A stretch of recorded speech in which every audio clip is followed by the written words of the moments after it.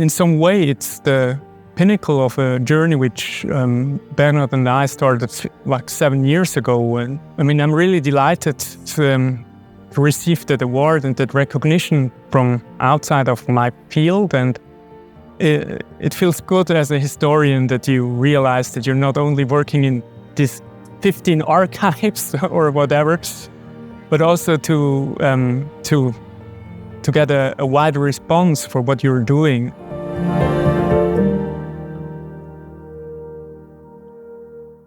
Our article was about the story of 5,500 Swiss mercenaries who served in the Dutch East Indies and what role money played in their life.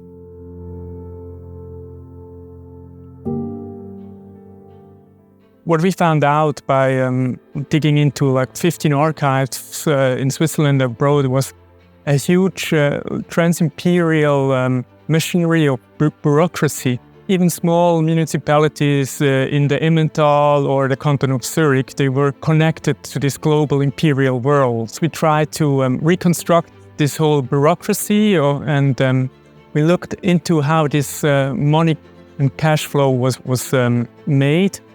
And finally, which impact did it make and to whom? And this was quite interesting because we found out that some factory workers, they had a considerable uplift of their way of life. And also their nearest family members, for example, their wives, they also profited from this regular cash flow.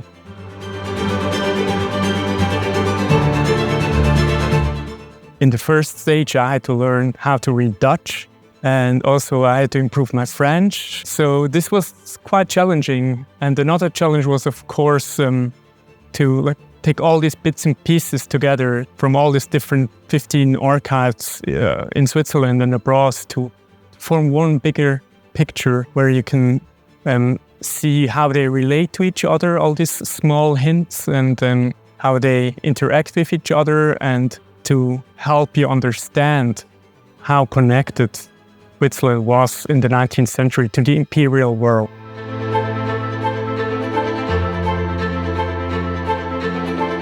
We looked at the European soldiers in the colonies, but we totally ignored the indigenous soldiers, which were probably the biggest part of the colonial army, not only in Dutch East Indies, but also British India or in the French Empire.